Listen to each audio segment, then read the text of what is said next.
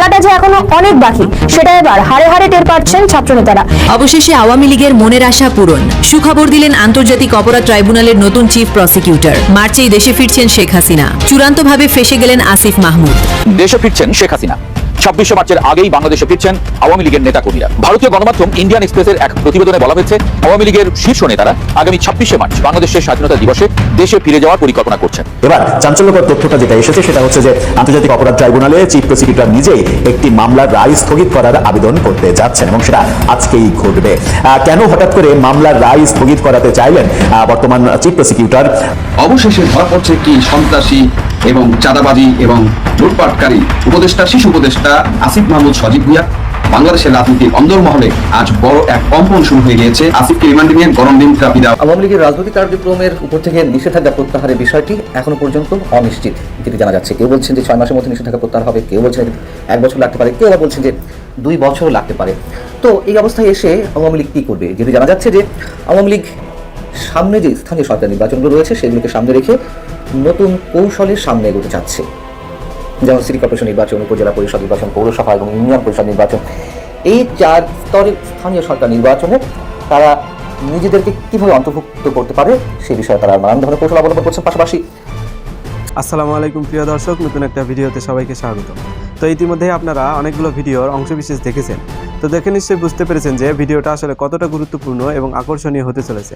তো চলুন কথা না বাড়িয়ে সম্পূর্ণ ভিডিওটা দেখে আসি। দেখার আগে বলবো, যারা আমাদের চ্যানেলটি এখনও পর্যন্ত সাবস্ক্রাইব করেননি দয়া করে সাবস্ক্রাইব করে দিন। যারা ইতিমধ্যে সাবস্ক্রাইব করে দিয়েছেন তাদের অসংখ্য ধন্যবাদ। তো প্রিয় দর্শক, চলুন কথা না বাড়িয়ে একটি লাইক দিয়ে সম্পূর্ণ ভিডিওটা দেখে আসি। নতুন খেলোয়াড়, নতুন কোচ, সবাই অপেক্ষায়। আজ বুঝি নতুন ইতিহাস লেখা হবে। বাংলাদেশের ত্রয়োদশ জাতীয় সংসদের প্রথম দিনটা ছিল ঠিক তেমনই। একদিকে দীর্ঘ 17 বছর পর নতুন মুখে ভরা সংসদ, অন্যদিকে সদ্য জন্ম নেওয়া নতুন বিরোধী দল। সব মিলিয়ে আগেই উত্তেজনা ছিল তুঙ্গে। আর সেই উত্তেজনা প্রথম দিনেই এমনভাবে বিস্ফোরিত হলো যে সংসদের ইতিহাসে এটিকে হয়তো অনেক দিন মনে রাখা হবে। কারণ ফাঁকা স্পিকারের আসনে অধিবেশন শুরু, প্ল্যাকার্ড হাতে বিক্ষোভ, রাষ্ট্রপতির ভাষণের সময় স্লোগান, আর শেষে বিরোধী দলের ওয়াকআউট। গণঅভ্যুত্থানের মাধ্যমে আওয়ামী লীগ সরকারের পতনের প্রায় 18 মাস পর 12 ফেব্রুয়ারি জাতীয় সংসদ নির্বাচনের মাধ্যমে নতুন সংসদ গঠিত হয়। দীর্ঘ সময় সংসদ কার্যত নিষ্ক্রিয় থাকার কারণে দেশের মানুষ, রাজনৈতিক বিশ্লেষক, এমনকি সাধারণ চায়ের দোকানের আড্ডায়ও তাকিয়েছিল এক জায়গায়, জাতীয় সংসদ ভবন। বাংলাদেশের এই নতুন সংসদের জন্মটাই হয়েছে এক অস্বাভাবিক রাজনৈতিক প্রেক্ষাপটে। এই সংসদের একটি বড় বৈশিষ্ট্য হচ্ছে সংসদ সদস্যদের মধ্যে 227 জনই নতুন মুখ। মানে অনেকের জন্য এটি জীবনের প্রথম সংসদ। ফাঁকা স্পিকারের চেয়ার দিয়ে শুরু হলো সংসদ। সাধারণ নিয়ম কি? নতুন সংসদের প্রথম অধিবেশন সাধারণত পরিচালনা করেন আগের সংসদের স্পিকার বা ডেপুটি স্পিকার। কিন্তু এবার নিয়মটাই ভেঙে গেল, কারণ আগের স্পিকার শিরিন শারমিন চৌধুরী আগেই পদত্যাগ করেছেন, আর ডেপুটি স্পিকার শামসুল হক টুকু তখন কারাগারে। ফলে সংসদের ইতিহাসে এক বিরল দৃশ্য দেখা গেল। স্পিকারের চেয়ার ফাঁকা রেখেই অধিবেশন শুরু করতে হলো। যেন অনেকটা এমন, ফুটবল ম্যাচ শুরু হয়েছে কিন্তু রেফারি এখনো মাঠে আসেনি। পরে অস্থায়ী সভাপতির মাধ্যমে স্পিকার নির্বাচনের প্রক্রিয়া শুরু হয়। অবশেষে বিএনপি নেতা মেজর অবসরপ্রাপ্ত হাফিজ উদ্দিন আহমদ স্পিকার হিসেবে নির্বাচিত হন, আর ডেপুটি স্পিকার হন ব্যারিস্টার কায়সার কামাল। স্পিকার নির্বাচনের পর প্রধানমন্ত্রী তারেক রহমান মজার কিন্তু গুরুত্বপূর্ণ একটি কথা বলেন। তিনি স্পিকারকে উদ্দেশ্য করে বলেন, আজ থেকে আপনারা আর কোনো দলের নয়, আপনারা এই সংসদের স্পিকার। এই বক্তব্য শুনে অনেকেই টেবিল চাপড়ে সমর্থন জানান। কিন্তু সংসদের নাটক তখনও শুরুই হয়নি। বেলা 3:30টার দিকে রাষ্ট্রপতি মোহাম্মদ শাহাবুদ্দিনকে ভাষণ দেওয়ার জন্য আমন্ত্রণ জানানো হয়। ঠিক সেই মুহূর্তে সংসদে শুরু হয় অন্য দৃশ্য। জামায়াত ইসলামী এবং জাতীয় নাগরিক পার্টি এনসিপি সহ বিরোধী দলের এমপিরা দাঁড়িয়ে পড়েন। তাদের হাতে ছিল প্ল্যাকার্ড, মানে প্রপস নিয়ে এসেছেন তারা। সেখানে লেখা ছিল, জুলাই আন্দোলনের সাথে গাদ্দারি জনগণ সইবে না। প্ল্যাকার্ড দেখে অনেকের মনে হতে পারে সংসদ চলছে নাকি বিশ্ববিদ্যালয়ের মিছিল। স্পিকার বারবার অনুরোধ করছিলেন, অনুগ্রহ করে বসুন, রাষ্ট্রপতির ভাষণ শুনুন। কিন্তু কে শোনে কার কথা? প্রতিবাদ থামে। এই হট্টগোলের মধ্যেই ভাষণ শুরু করেন রাষ্ট্রপতি। রাজনীতিবিদদের একটা অদ্ভুত নিয়ম, কেউ চিৎকার করে, কেউ ভাষণ দেয়, কিন্তু সংসদ থামে না। প্রথম দিন ঠিক তাই হলো। বিরোধী দলের স্লোগান চলছিল আর রাষ্ট্রপতি মোহাম্মদ শাহাবুদ্দিন নিজের ভাষণ চালিয়ে যাচ্ছিলেন। এই সময় সরকারি দলের এমপিরা টেবিল চাপড়ে সমর্থন জানাচ্ছিলেন। পুরো দৃশ্যটা অনেকটা এমন, একদিকে বক্তৃতা, অন্যদিকে প্রতিবাদ, আর মাঝখানে সদস্যদের ইতিহাস লেখা হচ্ছে। এক পর্যায়ে বিরোধী দলের এমপিরা স্লোগান দিতে দিতে সংসদ কক্ষ থেকে বের হয়ে যান। এই ঘটনাকে বলা হয় ওয়াকআউট। সংসদীয় ভাষায় ওয়াকআউট মানে হলো কোনো সিদ্ধান্ত বা বক্তব্যের প্রতিবাদ জানিয়ে ইচ্ছাকৃতভাবে সভাকক্ষ ত্যাগ করা। বাংলাদেশের সংসদে আগেও বহুবার ওয়াকআউট হয়েছে, কিন্তু নতুন সংসদের প্রথম দিনেই এমন ঘটনা হওয়ায় বিষয়টি বেশ আলোচিত হয়ে ওঠে। বিরোধী দলের যুক্তি ছিল পরিষ্কার, রাষ্ট্রপতি মোহাম্মদ শাহাবুদ্দিনকে নির্বাচিত করেছিল আগের আওয়ামী লীগ সরকার, তাই তারা তার ভাষণের বিরোধিতা করেছেন। অন্যদিকে সরকারি দলের যুক্তি, রাষ্ট্রপতি সাংবিধানিক পদ, তাই তার ভাষণ শোনা উচিত। রাজনীতিতে এমন মতবিরোধ নতুন নয়, কিন্তু প্রথম দিনেই এমন সংঘর্ষ সংসদের ভবিষ্যৎ পরিবেশ নিয়ে প্রশ্ন তুলেছে। আচ্ছা, একবার শুনি রাষ্ট্রপতি ভাষণে কি ছিল। হট্টগোলের মধ্যেও রাষ্ট্রপতি ভাষণে বেশ কয়েকটি গুরুত্বপূর্ণ বিষয় উঠে আসে। তিনি বলেন, দীর্ঘ ফ্যাসিবাদী শাসনের অবসানের পর নির্বাচিত প্রতিনিধিদের নিয়ে নতুন সংসদের যাত্রা শুরু হয়েছে। তিনি মুক্তিযুদ্ধ, গণতান্ত্রিক আন্দোলন এবং বিভিন্ন রাজনৈতিক সংগ্রামে নিহতদের স্মরণ করেন। এছাড়া তিনি বিএনপির প্রতিষ্ঠাতা জিয়াউর রহমানকে স্বাধীনতার ঘোষক হিসেবে উল্লেখ করেন। দুর্নীতি দমন ও রাজনৈতিক সংস্কারের কথাও উল্লেখ করেন তিনি। প্রথম দিন শুধু বিক্ষোভই হয়নি, আরও অনেক ঘটনা ঘটেছে। সংসদে শোক প্রস্তাব উত্থাপন করা হয়, এতে সাবেক প্রধানমন্ত্রী খালেদা জিয়া এবং জুলাই অভ্যুত্থানে নিহতদের স্মরণ করা হয়। এছাড়া আন্তর্জাতিক কয়েকজন গুরুত্বপূর্ণ ব্যক্তির মৃত্যুতেও শোক প্রকাশ করা হয়। এর মধ্যে ছিলেন ভারতের সাবেক প্রধানমন্ত্রী মনমোহন সিং, ক্যাথলিক ধর্মগুরু পোপ ফ্রান্সিস এবং ইরানের সর্বোচ্চ ধর্মীয় নেতা আয়াতুল্লাহ আলী খামেনি। প্রথম সংসদে শুধু ভাষণ না, কাজকর্মও হয়েছে। একই সঙ্গে অন্তর্বর্তী সরকারের জারি করা 133টি অধ্যাদেশ সংসদে উত্থাপন করেন আইনমন্ত্রী। রাজনৈতিক বিশ্লেষকদের মতে এটি দেখায় নতুন সরকার দ্রুত প্রশাসনিক কাঠামো স্থিতিশীল করতে চাইছে, কিন্তু বিরোধীরা এটিকে দেখছেন তাড়াহুড়ো আইন নীতি হিসেবে। সংসদের প্রথম দিনটি অনেকটা ট্রেলারের মতো, যেখানে বোঝা যায় সামনে পুরো সিনেমাটা কেমন হতে পারে। নতুন সংসদে নতুন মুখ বেশি, বিরোধী দলও নতুনভাবে সুসংগঠিত, ফলে বিতর্ক, প্রতিবাদ, উত্তেজনা সবকিছুই সামনে আরও বাড়তে পারে বলে মনে করছেন অনেক রাজনৈতিক বিশ্লেষক। ত্রয়োদশ জাতীয় সংসদের প্রথম দিনটি ছিল রাজনৈতিক নাটক, উত্তেজনা আর প্রতীকী বার্তায় ভরা। ফাঁকা স্পিকারের চেয়ার, প্ল্যাকার্ড হাতে প্রতিবাদ, রাষ্ট্রপতির ভাষণের সময় স্লোগান, আর শেষে ওয়াকআউট। সব মিলিয়ে সংসদের শুরুটা ছিল বেশ নাটকীয়। তবে রাজনীতির আসল প্রশ্ন, এই সংসদ কি সত্যিই গণতান্ত্রিক বিতর্কের কেন্দ্র হবে, নাকি এটি হয়ে উঠবে শুধু রাজনৈতিক সংঘর্ষের আরেকটি মঞ্চ? এই প্রশ্নের উত্তর হয়তো মিলবে সামনে সংসদের পরবর্তী অধিবেশনগুলোতে। দর্শক, গতকালকে মহান জাতীয় সংসদে রাষ্ট্রপতির ভাষণকে কেন্দ্র করে যা কিছু হয়েছে সেগুলো আমরা সবাই জানি। রাষ্ট্রপতির ভাষণে শেখ হাসিনা সরকারকে ফ্যাসিস্ট সরকার বলা হয়েছে, শেখ হাসিনা সরকারকে বাংলাদেশকে দুর্নীতিতে চ্যাম্পিয়নের জন্য দায়ী করা হয়েছে, এই বক্তব্যগুলোও আমরা জানি। সেখানে পক্ষে বিপক্ষে নানা রকমের কথা হচ্ছে, কিন্তু আমরা সবাই কতটা সচেতন এই ব্যাপারে যে রাষ্ট্রপতি যে ভাষণ দেন সেটা মূলত ক্ষমতাসীন দলের তৈরি করে দেয়া মন্ত্রিপরিষদে পাশ করা একটা লিখিত পাণ্ডুলিপি, যে পাণ্ডুলিপিটা তিনি শুধু পড়ে শোনান, তার ভিতরে একটি শব্দও পরিবর্তন করার তার কোনো অধিকার নেই। কিন্তু রাষ্ট্রপতির এই ভাষণকে কেন্দ্র করে বহু বিতর্ক তৈরি হয়েছে, দেশে যেমন তৈরি হয়েছে বিদেশেও তৈরি হয়েছে। ভারতীয় গণমাধ্যম নর্থ ইস্ট নিউজ রাষ্ট্রপতির এই ভাষণ এবং রাষ্ট্রপতির ভবিষ্যৎ নিয়ে একটা প্রতিবেদন প্রকাশ করেছে। সেখানে তারা দাবি করছে রাষ্ট্রপতি ইমপিচমেন্টের মুখে পড়তে যাচ্ছেন। মানে রাষ্ট্রপতিকে দিয়ে গতকালকে সংসদে যেটা বলানো হলো এবং তার আগে রাষ্ট্রপতির আগে পরের যে ইতিহাসগুলো, প্রফেসর ইউনূস সরকারের অবসানের পরে প্রফেসর ইউনূস সরকারের বিরুদ্ধে নানা ধরনের বক্তব্য গণমাধ্যমের সঙ্গে সাক্ষাৎকারে বলা, এটা ভবিষ্যতে কোন পর্যায়ে যাবে সেই ব্যাপারগুলো নর্থ ইস্ট নিউজ তার নিউজে তুলে ধরেছে এবং তুলে ধরে বলতে চাচ্ছে যে রাষ্ট্রপতিকে দিয়ে, মানে তারা এভাবে বর্তমান ক্ষমতাসীন সরকারের একটু সমালোচনাও করছে, সমালোচনা করে তারা বলছে যে বর্তমান রাষ্ট্রপতিকে দিয়ে এক ধরনের খেলা খেলানো হচ্ছে এবং যে খেলায় নিশ্চিত কি হবে, ফলাফল কি হবে সেটা জেনেই সেই খেলায় মেতেছে সরকারি দল বিএনপি। চলুন একটু জেনে দেখি ইন্টারেস্টিং এই রিপোর্টে নর্থ ইস্ট নিউজ আদতে কি বলতে চাইছে বাংলাদেশের মহামান্য রাষ্ট্রপতিকে নিয়ে। তিনি কি সত্যি ইমপিচমেন্টের কবলে পড়ছেন নাকি অন্য কোনো কিছু হতে চলেছে? থাকবেন পলিটিক্স টিভির নিয়মিত আয়োজন। দর্শক, বলছিলাম আমাদের মহামান্য রাষ্ট্রপতি শাহাবুদ্দিন চুপ্পুকে নিয়ে ভারতীয় গণমাধ্যম নর্থ ইস্ট নিউজের একটা ইন্টারেস্টিং প্রতিবেদনের কথা।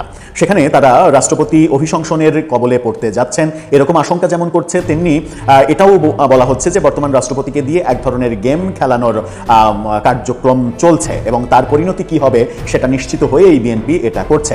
গতকাল সংসদে রাষ্ট্রপতির ভাষণ শুরু হবে এরকম সময়ে কি কি ঘটনা ঘটেছে, কে কিভাবে মুস্কি হেসেছেন, সংসদে সরকারি দলের ভূমিকা কি ছিল, বিরোধী দলের হট্টগোলের পরিপ্রেক্ষিতে সরকারি দল রাষ্ট্রপতিকে সেভ করার জন্য একটি শব্দও ব্যবহার করেনি, এই ব্যাপারগুলোও তারা তুলে নিয়ে এসে বলার চেষ্টা করছে বর্তমান রাষ্ট্রপতি অলরেডি পুতুলে পরিণত হয়েছেন, তাকে নিয়ে খেলা হচ্ছে এবং এই খেলার পরিণাম খুব একটা ভালো হবে না। তাদের শিরোনামটা দেখে নিন। বলছেন Bangladesh president Mohammad Shahabuddin trapped in an impeachment snare. তার মানে হচ্ছে যে বাংলাদেশের রাষ্ট্রপতি মোহাম্মদ শাহাবুদ্দিন অভিশংসনের ফাঁদে আটকা পড়েছেন। ব্যাপারটা এরকম যে আপনি যদি ভাষণ দিতে না চান তাহলে আপনাকে অভিশংসন ইমপিচ করে সরিয়ে দেব, অর্থাৎ আপনি ভাষণ দিতে বাধ্য। এই ভাষণ যেটা লিখে দিয়েছি সেটা বলতে বাধ্য। কিন্তু তিনি বাধ্য হলেন কেন, এটা হচ্ছে আমার প্রশ্ন। তিনি বাধ্য হবেন কেন? তিনি যদি মনে করতেন যে আমি শেখ হাসিনার অনুগতই থাকতে চাই, তাহলে তো তিনি পদত্যাগ করতে পারতেন, তিনি সেই ভাষণ নাও করতে পারতেন। তিনি বিভিন্ন জায়গায় বক্তব্যে বিএনপিকে খুশি করার যে টেন্ডেন্সি, ইন্ডিভিজুয়াল বিভিন্ন বক্তব্যও আমরা দেখেছি, সেখানে বিএনপিকে খুশি করার যে টেন্ডেন্সি সেটা তিনি না দেখায় পদত্যাগ করতে পারতেন, কিন্তু সেগুলো তিনি করেননি। কি বলছে এই প্রতিবেদনটা লিখেছেন এনায়েত কবির দ্বারা।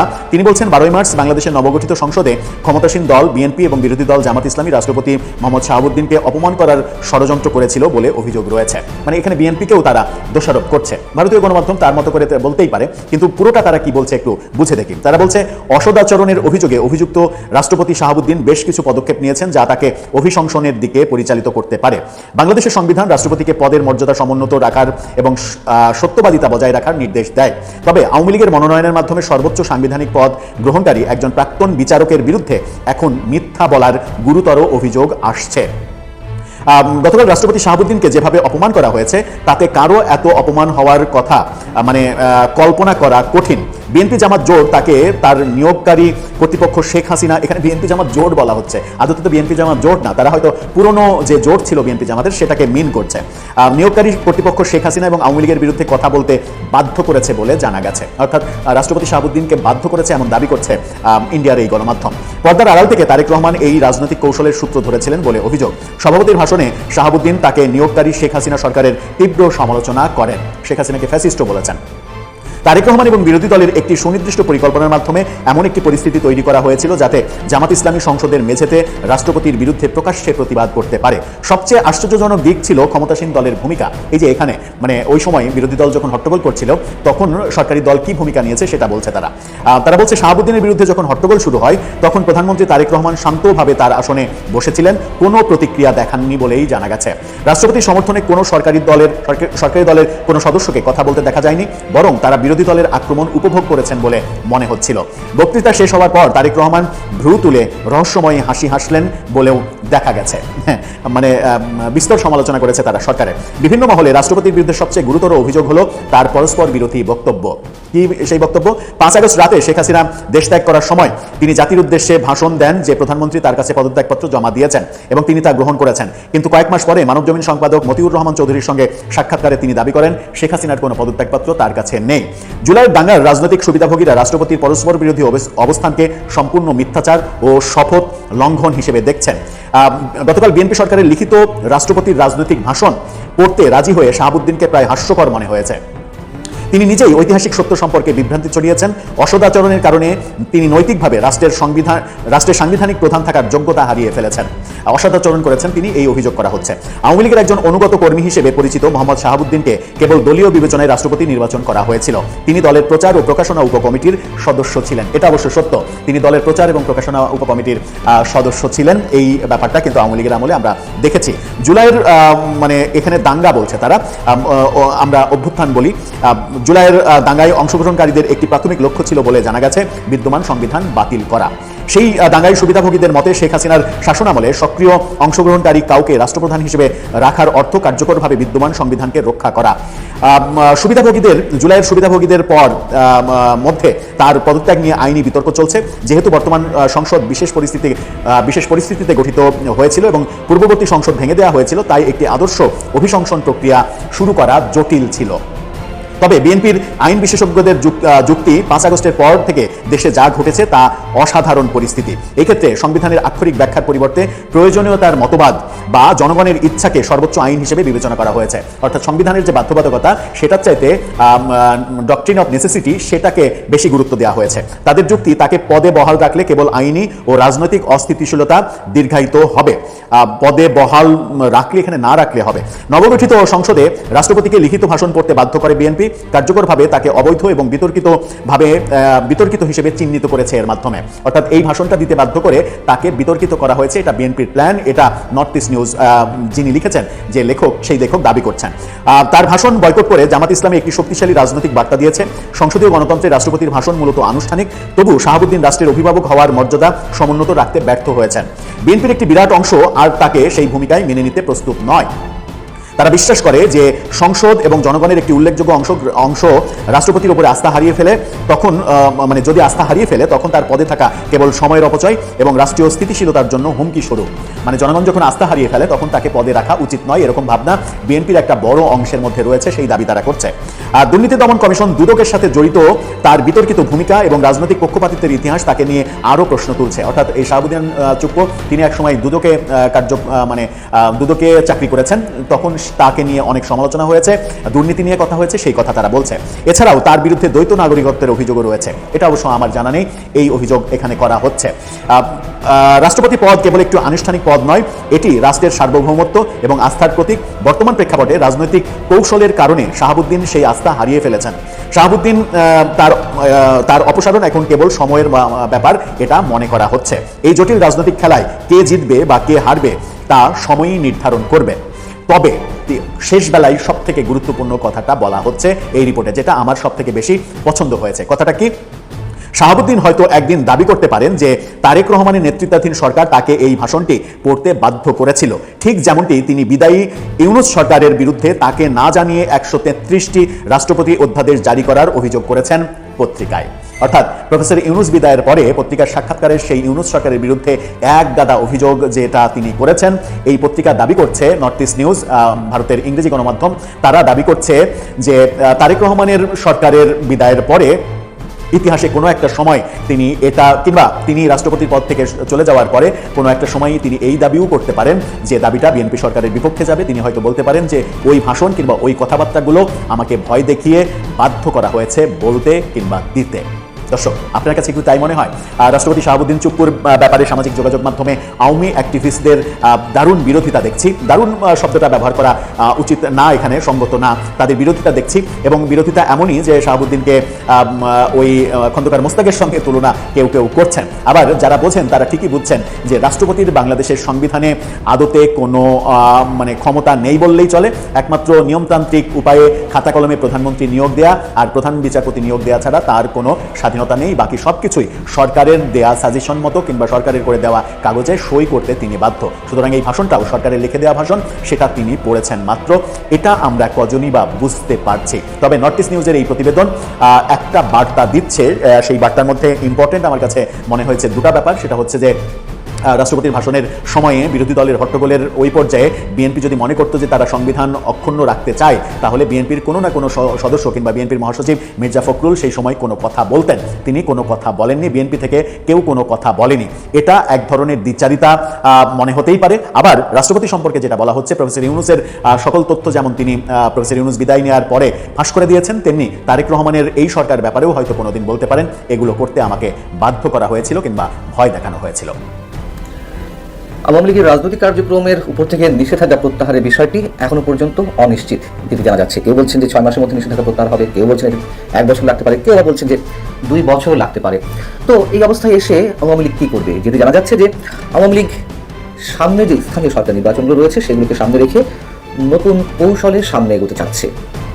যেমন সিটি কর্পোরেশন নির্বাচন, উপজেলা পরিষদ নির্বাচন, পৌরসভা এবং ইউনিয়ন পরিষদ নির্বাচন, এই 4 স্তরের স্থানীয় সরকার নির্বাচনে তারা নিজেদেরকে কিভাবে অন্তর্ভুক্ত করতে পারে সে বিষয়ে তারা নানান ধরনের কৌশল অবলম্বন করছে। পাশাপাশি স্থানীয় নির্বাচনের পাশাপাশি পেশাজীবী সংগঠনগুলোর যে নির্বাচন সেটিকেও আওয়ামী লীগ বেশ গুরুত্ব দিচ্ছে বলে জানা যাচ্ছে। এর মধ্যে আমরা দেখেছি যে বিভিন্ন জেলায় আইনজীবী সমিতি নির্বাচনে আওয়ামী লীগ বেশ ভালো ফলাফল করছে। আওয়ামী লীগকে ঠেকানোর জন্য আবার নানান ধরনের ইকুয়েশন কাজ করছে বিএনপি এবং জামাতের মধ্যে। এখন তারা এটিকে বিকল্প হিসেবে দেখছে কেন? আওয়ামী লীগ রাজনীতিতে ফেরার বিষয়ে স্থানীয় সরকার নির্বাচন বা পেশাজীবী সংগঠনগুলো যে নির্বাচন সেগুলোকে কেন গুরুত্ব দিচ্ছে এই কারণে যে রাজনীতিতে প্রবেশের ক্ষেত্রে এটি বিকল্প এন্ট্রি হিসেবে কাজ করতে পারে। কারণ এসব নির্বাচনের ব্যক্তিগত প্রভাব, স্থানীয় নানান ইস্যু এবং দলীয় সমর্থন সবই ফল নির্ধারণে, জয় পরাজয় নির্ধারণে গুরুত্বপূর্ণ ভূমিকা রাখে। এই লক্ষ্যটি বা আওয়ামী লীগের এই কৌশলটি নিঃসন্দেহে ভালো, কিন্তু প্রক্রিয়াগত দিক থেকে তারা কতটা সামনে এগোতে পারবে সেই প্রশ্নটি এখন জোরালো হতে পারে। আমি সেই বিষয়ে আসছি। এখন স্থানীয় সরকার নির্বাচনে আওয়ামী লীগ ফিরতে কি উদ্যোগ নিয়েছে যদি সেই বিষয়ে আমরা একটু বিশ্লেষণ করার চেষ্টা করি। আমরা জানি এর মধ্যে শেখ হাসিনা একাধিক তার যে নেতাকর্মীদের সঙ্গে ভার্চুয়াল বৈঠক, সেখানে তিনি আত্মগোপনে থাকা নেতাদের দেশে ফেরা নির্দেশ দিয়েছেন।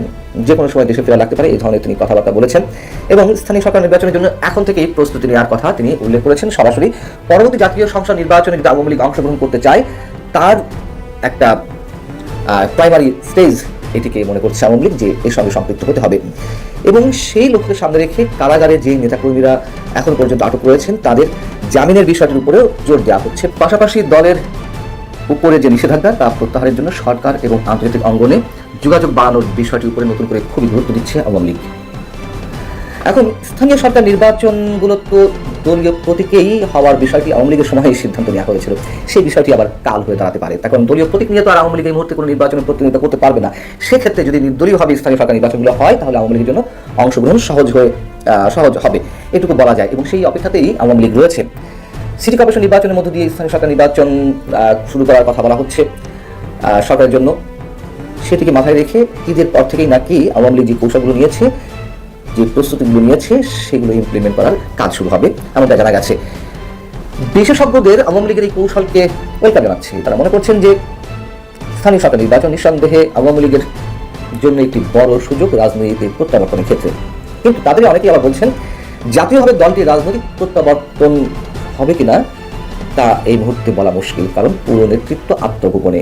আমি তাদের এই বক্তব্যের সঙ্গে খানিকটা দ্বিমত পোষণ করি, বলা যেতে পারে জোরালোভাবেই দ্বিমত পোষণ করি। তারপর আওয়ামী লীগ রাজনীতিতে ফিরবেই, এটি চোখ বন্ধ করে বলে দেওয়া যায় এবং বিএনপির হাত ধরেই রাজনীতিতে ফিরবে।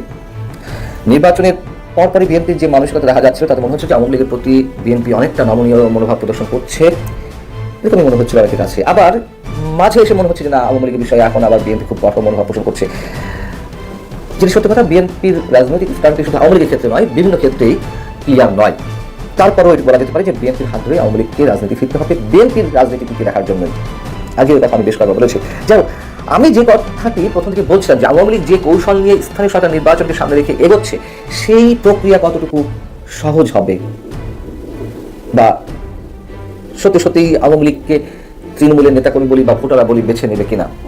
দেখুন, আমি কারাগারে 3 মাস থেকে এসে দেখেছি সেখানে অসংখ্য আওয়ামী লীগের নেতাকর্মীরা রয়েছেন, কেউ অপরাধী কেউ অপরাধী নন, কিন্তু কমন যে বিষয়টি, কারোর ক্ষেত্রেই আওয়ামী লীগের শীর্ষ নেতৃত্বের কেউ কোনো খোঁজ খবর নিচ্ছে না, হাতে গোনা 2-1 বাদে। স্থানীয় বা জেলা পর্যায়ের সভাপতি, সাধারণ সম্পাদক কমিটিগুলোর অথবা স্থানীয় সংসদ সদস্য অথবা কেন্দ্রীয় পর্যায়ে খুব গুরুত্বপূর্ণ বা মাঝারি গুরুত্বপূর্ণ কোনো নেতা খোঁজ খবর নেয়নি। আমি যতদিন ছিলাম, নভেম্বর পর্যন্ত আমি জানি, তারপরে আমি খোঁজ খবর নিয়েছি, হাতে গোনা 2-1 নেতা ছাড়া কোনো নেতাই এইসব তৃণমূলের নেতা কর্মীদের খোঁজ খবর নিচ্ছে না। তারা নিজেদের জামিনের জন্য নিঃস্ব হয়ে গেছে, অনেকে হতাশ হয়ে পড়ছেন। হ্যাঁ, এই কথাও সত্য। এমন নেতাকর্মীও আমি দেখেছি কারাগারের মধ্যে যে তারা বোমার মধ্যে পড়লেও, তাদের উপর বোমা মারলেও তারা আওয়ামী লীগ ছাড়া অন্য কোনো শব্দ বের করবে না। কিন্তু এই মানুষগুলোর সংখ্যা কতজন? হাজারে হাজারে হতে পারে মানে আরো বেশি। কিন্তু এই দুর্দিনেও যারা আওয়ামী লীগের জন্য রাজপথে নেমেছেন, তারা আটক হওয়ার পর যখন দেখছেন তাদের খোঁজ খবর কেউ নিচ্ছে না এবং তাদের পরিবার নিঃস্ব হয়ে গেছে, ব্যবসা প্রতিষ্ঠানগুলো বন্ধ হয়ে গেছে, চাকরি বাকরি চলে গেছে, তাদের আর কি করার থাকতে পারে? কোন মানসিকতা নিয়ে তারা এই আওয়ামী লীগের প্রতি আস্থা স্থাপন করবে আবারও? দ্বিতীয়ত, এই যে 1.5 বছরের বেশি সময়, এই সময় আওয়ামী লীগের কোনো অ্যাক্টিভিটিস ছিল না, সাংগঠনিক কোনো কার্যক্রম ছিল না। এই সময়ে দুর্নীতিবাজ চিহ্নিত আওয়ামী লীগের নেতা অথবা সাবেক এমপি মন্ত্রীদের অনেক কিছু বহিষ্কার করা যেত। বিশেষ করে শেখ পরিবারের বিরুদ্ধে তৃণমূলের নেতা কর্মীদের যে এত অভিযোগ, সে বিষয়ে শেখ হাসিনা কিছু করেছেন? অনেক আগে থেকে বলে আসছি, যেহেতু আওয়ামী লীগের রাজনৈতিক কার্যক্রম এখন স্থবির, এই মুহূর্তে 20-50 জন 100 জন দুর্নীতিবাজ অথবা যাদের বিরুদ্ধে নানান ধরনের অভিযোগ, সেই নেতাদেরকে বহিষ্কার করলে কি হতো? অন্তত বাংলাদেশের আপামর মানুষের কাছে তো এটুকু প্রমাণিত হতো যে আওয়ামী লীগ তার শুদ্ধি অভিযানটা চালাচ্ছে দলের মধ্যে থেকে, শেখ হাসিনা বসে নেই, কিছু একটা করছেন। অন্তত দলের তৃণমূলের নেতাকর্মীদের কাছে তো এই মেসেজটি যেত না, তৃণমূলের নেতাকর্মীদের আশা আকাঙ্ক্ষা বা তাদের যে মানসিকতা, সেটির প্রতি শেখ হাসিনা শ্রদ্ধা জানাচ্ছেন, তার কিছুই আমরা দেখিনি। এবং অনেকের ধারণা সেই পুরানো হাইব্রিড দুর্নীতিবাজ, টাকা পাচারকারী, এই মানুষগুলোই আবার দলে ফিরবে, তাদের হাতেই ছড়ি উঠিয়ে দেওয়া হবে, তারাই ছড়ি ঘোরাবেন। পাশাপাশি 5 আগস্ট একটু কল্পনা করুন, 2024 5 আগস্ট আওয়ামী লীগের জনপ্রিয়তা যে একেবারে মাটির সাথে মিশে গিয়েছিল, শূন্যেরও নিচে মাইনাসে চলে গিয়েছিল, সেই জনপ্রিয়তা পুনরুদ্ধারে বেশ কয়েক বছর সময় লাগার কথা ছিল, মিনিমাম 8 থেকে 10 বছর। কিন্তু সেদিক তো এই সরকার আসা কয়েক মাসের মধ্যেই তার অনেকাংশই পুনরুদ্ধার সম্ভব হয়েছে। কিভাবে পুনরুদ্ধার সম্ভব হয়েছে? আওয়ামী লীগ কোনো কার্যক্রম করেছে না, আওয়ামী লীগ কোনো কার্যক্রমের কারণে তার এই জনপ্রিয়তার ব্যারোমিটার উপর দিকে উঠছে না। শুধুমাত্র ডক্টর ইউনূস সরকারের জঙ্গি, দুর্নীতিবাজ উপদেষ্টা এবং কথিত বিপ্লবীদের অনেকের যে জঙ্গিবাদী কার্যক্রম বা বিতর্কিত কর্মকাণ্ড, এসবের কারণেই আওয়ামী লীগের প্রতি মানুষের সফট কর্নার আবারও জন্মাতে শুরু করেছে। সেই জিনিসগুলো তো আওয়ামী লীগ ধরে রাখতে পারলো না। কেন আওয়ামী লীগ এটিকে কেন্দ্র করে তার দলের মধ্যে শুদ্ধি অভিযান চালাতে পারলো না? আওয়ামী লীগ যে কৌশল নিয়েছে, এখন দেখা যাক তারা এর সাথে আরো নতুন নতুন কৌশল যোগ করে কিনা। তো প্রিয় দর্শক, আশা করছি সম্পূর্ণ ভিডিওটা মনোযোগ দিয়ে দেখেছেন। দেখে কি বুঝলেন, কি জানলেন, আপনাদের গুরুত্বপূর্ণ মতামতগুলো আমাদের কমেন্ট বক্সে জানিয়ে দিন। পারলে ভিডিওটা শেয়ার করে অন্যকে দেখার সুযোগ করে দিন। আবারও বলছি, যারা আমাদের চ্যানেলটি এখনও পর্যন্ত সাবস্ক্রাইব করেননি, দয়া করে সাবস্ক্রাইব করে দিন। যারা ইতিমধ্যে সাবস্ক্রাইব করে দিয়েছেন তাদের অসংখ্য ধন্যবাদ। তো প্রিয় দর্শক, আজকের মতো এই পর্যন্তই। দেখা হবে পরবর্তী কোনো নিউজে। ততক্ষণ সবাই ভালো থাকবেন, সুস্থ থাকবেন। আল্লাহ হাফেজ।